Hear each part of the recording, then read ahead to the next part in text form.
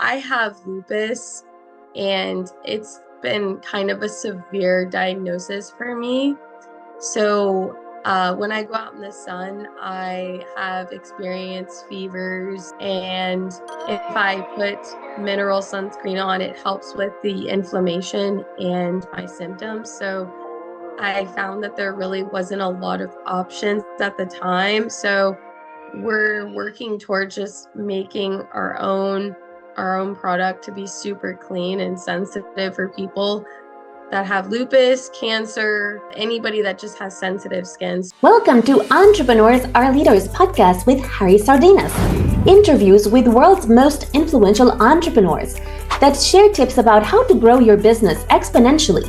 Charismatic speaking, leadership, branding, marketing strategies designed to help you monetize your knowledge, find true happiness, and manifest your goals and dreams. What are the 5 steps to create an amazing skincare product? Today we have Kristin Tomasello with us, and she's the founder of Costa Suncare. So, Kristin, tell us what are the 5 steps to create an amazing skincare product? Well, thank you for having me on your podcast. And Harry, it's always a blessing to see you. The 5 steps, I think, just super simple is just getting your business name registered with your state. So here in Florida, it's with SunBiz. Apply for an EIN number. And I work directly with Chase Bank. So I would get your EIN number and then apply for business credit and really take advantage of those travel rewards programs that you can turn into cash. So it can also help pay for some of that statement down. So it's an amazing hacks. And then also find an amazing factory that you love, that's close to you, that can produce the product that you want or the products that you want. And then obviously Shopify or WooCommerce store online, and then finding a fulfillment store close to you that can fulfill your shipments for your consumers. Why you decide to become an entrepreneur and to have your own product? Well, as people say, why do we become an entrepreneur? So we can work 100 hours a week for ourselves versus working 9 to 5. But I have lupus, and it's been kind of a severe diagnosis for me. So when I go out in the sun, I have experienced fevers, and if I put mineral sunscreen on, it helps with the inflammation and my symptoms. So I found that there really wasn't a lot of options at the time. So we're working towards just making our own product to be super clean and sensitive for people that have lupus, cancer, anybody that just has sensitive skin. So we're just trying to be as sensitive as possible, because I know having lupus has not been easy for me, but I know a lot of people that have been through it and have made it. So I'm very fortunate. So, how difficult has been the journey? Tell us what is your biggest challenge and how you come that challenge. I would say mental, like it's a mental thing. So when I first got diagnosed with lupus, I had extreme hives, and basically I was having issues with breathing, and like my ears were turning purple, and just like I couldn't get out of bed kind of situation. And then I would be rushed to the hospital because of my O2 stats were normal, but I was actually like kind of having a hard time taking a deep breath in. So it's really a mental game. And I think why I'm so passionate about being an entrepreneur and just being kind of a person that just is here for people is I've endured pain in my life from my parents with suffering from cancer. My dad had leukemia, it's very severe, had it twice, had a stem cell transplant. My mom had skin cancer, and me with having lupus and potentially having 3 types of lupus. I just figured out that I may have developed a skin issue with my lupus. So now that there's a different type of lupus that I might have to start treating. So it's just I'm I know that the journey is not easy, and I just want to be like a humble servant and just say, "Hey guys, this is what I've done." And I know that it might not be as difficult for you to figure this out, but it was hard for me because I was trying to figure out how to get out of bed or not try to fall asleep behind the wheel because I was on so much treatments. And I wasn't supposed to be driving either because they put you on steroids and they put you on just all these different medications that say don't drive vehicle. And I'm like, well, I got to go to college and I got to go to work. So I was very blessed to have graduated and double majored in business and nursing. So that was a journey as well. So, but now I have turned my nursing degree in business into an actual business. So we can actually make some fun formulas and care about the public health side of it versus just bedside. Wow, very impressive. You see, Steve Jobs always said that you can always join the dots backwards. So look at you, your career was nice. Also, exporting your product and serve great brand story. So how you manage to create that formula? Because this is a little bit difficult to do it. Where do you learn how to do it? Well, people would want to say ChatGPT, but that is not the answer for this. So we was actually before ChatGPT was around, so that's good. But when I was in nursing school, we had all of our books of that are good for your mind and your heart, all the different organs. So I even found out that titanium dioxide, if you actually breathe it in, it can cause lung cancer. So even in the mineral sunscreens today that are like that they think it's just a mineral, it's actually still like I don't really love the idea of that if you breathe it in, it can cause something. So I just think that if I'm breathing something in and I'm absorbing it, can it just do the same effect? But that hasn't been proven yet. So in my mind, I think of the worst case scenario of everything when I'm reading my books and doing research. So if I see one red flag of a chemical or an element, I immediately attach it to the worst case scenario with all the organs. So my goal was to stick to the plants, like for example, like B2 or vitamin C and different things that would enhance the immune system. Because for people with lupus like myself, we need all of the immune support as possible.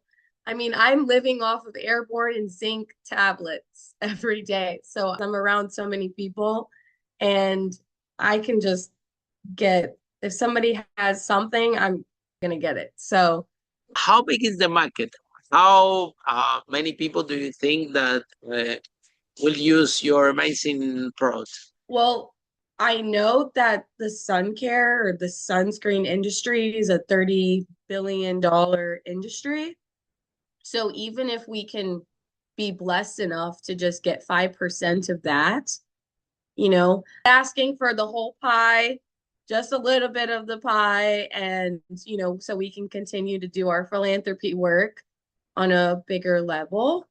But ultimately, it's a very big market. So, I mean, people are always wearing sunscreen. So tell about your Yes. philanthropic work. I'm Uh, sorry. Tell us about your philanthropic work. What you're so passionate about. So when my dad collapsed in front of me when I was 12, I was actually playing the piano and I've been playing since I was 8. So I was preparing for a recital and then my father collapsed in front of me. It was more of like, it just was like a domino of saw it happening. And then the ambulance was there, the fire truck was there, then another ambulance was there and another fire truck was there. It was like a whole neighborhood, like kind of everybody was outside, and it was like a traumatic scene. From that day, something like switched in my brain, and I was like, I'm gonna advocate for people with cancer, for my small team that I started for Relay for Life. And I did that up until I was a senior in high school. So from middle school, all of middle school and all of high school, I did that to help pay for people that were in the Hope Lodge. The Hope Lodge is a part of the American Cancer Society. It's with Moffitt Cancer Center here, and my family has been treated there. Not just my dad, but several family members have been being treated there. So that was my first passion project, but I started just door to door and really just raising money to help pay medical bills and whatever people needed. And then I started my nonprofit for special needs. My cousin has Down syndrome, and my mom's been in the special needs like forever at Hillsborough County teaching. And so I signed up as a buddy in high school. So I was doing the American Cancer Society fundraising, and I also a buddy for Best Buddies, which is a major global nonprofit. So I was learning as a young kid how to mentor them and just kind of be in that community. And then after I stopped fundraising in like my senior year, that's when I started to fundraise for people with special needs. And then that's when I actually started my nonprofit, like 5 years later or 6 years later after I graduated high school. So, and here we are. We've done, oh my gosh, yeah, we're planning our fourth prom this year. And I've done a talent show for them. So they've performed and sang, and we did this whole like event. We do art classes. I've incorporated music with them. They were in my first music video, and now we're working on a film project. So it's going to be so much fun to incorporate music, art, the kids, the classes, putting all of this beautiful stuff together. And then we're going to use this as a platform to build a school here in town for with disabilities or unique abilities. And we're going to call it the Grateful Heart Center, so we can do art, remember to be grateful, and to love people. So that's our Oh wow, that's beautiful. And so how I think that your mission is as a nurse is somehow healing and it's showing up everywhere, everything you do. You have a product that will help people to heal, right, or to avoid illnesses, and then you spot it in your decent work. Also, the people that that they don't have a tend the disability actually inability, and they can express themselves and they can find sense. So when this need for care about other people, heal other people, you look like you want to heal the world. So how how this happened? When do you think was born? When do you think that started? That this started, yeah. When I wanted to heal the world. I'm one of the first people, well, I would say there's a few people that knew that about me, but well, it only a few people that have actually said that to me. So that means that you are definitely supposed to be in my life. So I feel like I've seen so many people suffer in my life, not just my family, but when my dad was in Moffitt, and I remember he was in a coma at the time. And I remember vividly leaving his room, sitting in a chair in like this on his floor looking out a window, and I just look to my left, and I see people bald, hunched over, carrying like walking like a bag of chemo, and their face is like sad. So as a 12-year-old, you're like, what do I do with this? How do you like process this? And I think that's why I used to be so like ultra sensitive to everything of like, how would people react if I did this? Or what would I did this? How would this affect the world? So I think from that day, it was something that brewed. It was brewing of like, if my actions are going to make a difference, am I going to choose something good or not? Now, I had an out in my life where I was not. I was very much of like, I was mad and uh like I was just Angry, there was just angry, yeah, frustrated. yeah. So that was like after I graduated high school, after a lot of things kind of like sunk in, and I was still dealing with a lot of my own health issues where I'm like, okay, there's just only so much a person can handle.